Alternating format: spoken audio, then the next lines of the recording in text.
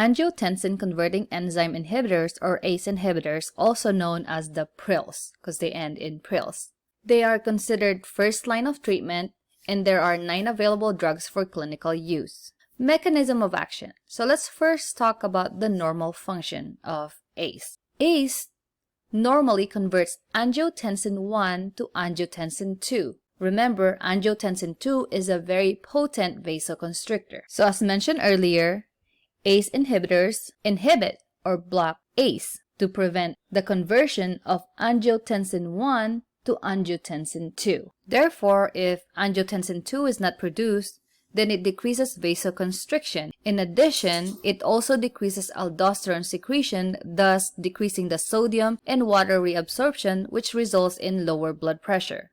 So what is aldosterone? Aldosterone is a hormone produced by the adrenal glands that is essential for sodium conservation in the kidneys and excretion of potassium. So if there's less aldosterone, therefore there's less sodium and water reabsorption, and that's resulting in a lower blood pressure. Therapeutic effects of ACE inhibitors.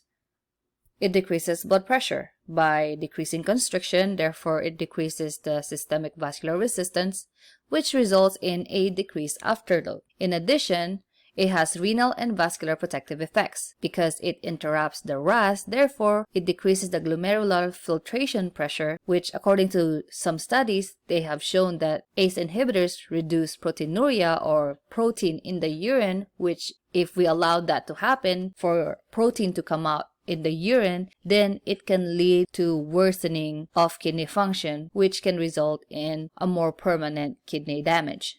Indications. It's used for hypertension, and major use of this class is afterload, and in addition, it's also useful for preload reduction. So because of those effects, it's very helpful for patients with CHF or history of CHF and MI because it can prevent progression of ventricular hypertrophy or ventricular remodeling, and it shows to decrease mortality and morbidity of patients with heart failure, and that's why it is often seen in the heart failure and MI core measures.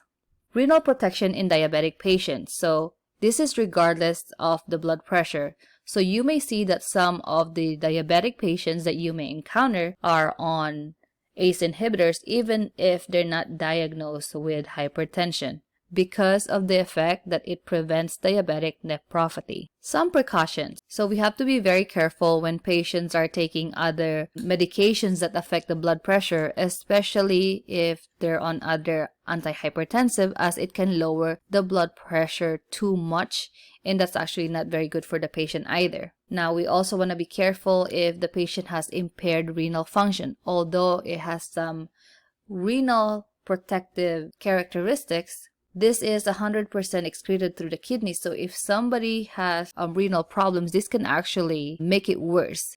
One thing to consider is that African Americans do not respond to ACE inhibitors or ARBs as well as people of other races. It has to do with their genetics and their lower renin state. Usually the reason why a provider will not put an African American on ACE inhibitors is basically it is not as effective, so there's no reason to start somebody on it if we know it's not going to work in the first place.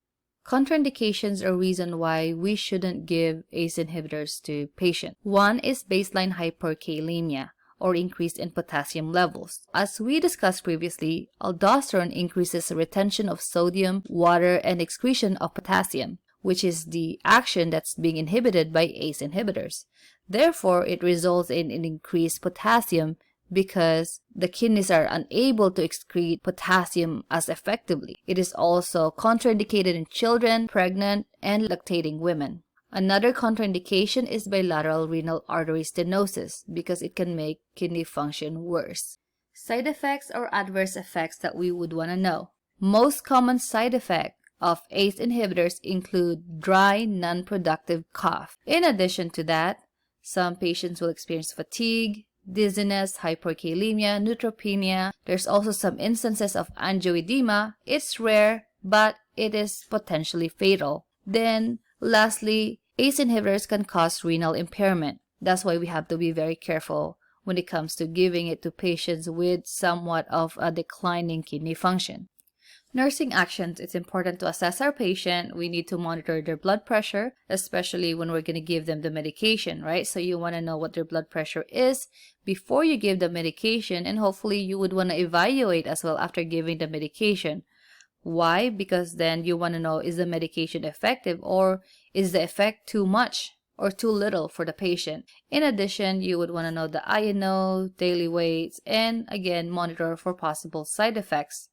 It is very important to do physical assessment with focus on cardiac and pulmonary systems. When it comes to lab work, as mentioned earlier, the potassium excretion can get affected. So it's very important to monitor your potassium levels and as well as the renal function. Assess potassium orders when a patient is on ACE inhibitors. Patient education, obviously, is very important to educate our patient when it comes to the drug. Why are we giving the drug to the patient? What's the purpose, possible side effects, and so on, and the importance of home blood pressure monitoring. And in addition, you may want to inform them when it comes to other medications that may affect or interact with ACE inhibitors, such as NSAIDs, just like ibuprofen, because it can decrease the effect of ACE inhibitors. Also, one thing that we want to make sure that our patients know is the signs and symptoms of hypotension, which includes some dizziness, lightheadedness, nausea, fatigue, confusion, and so on. In addition, we may also want to educate our patient regarding their kidney functions and the importance of having their kidney functions checked. These are some examples of drugs in this class. And as mentioned earlier, the ones in the asterisk are the prototype drugs, and these are the drugs that you have to know. So you have captopril, enalapril, and lisinopril.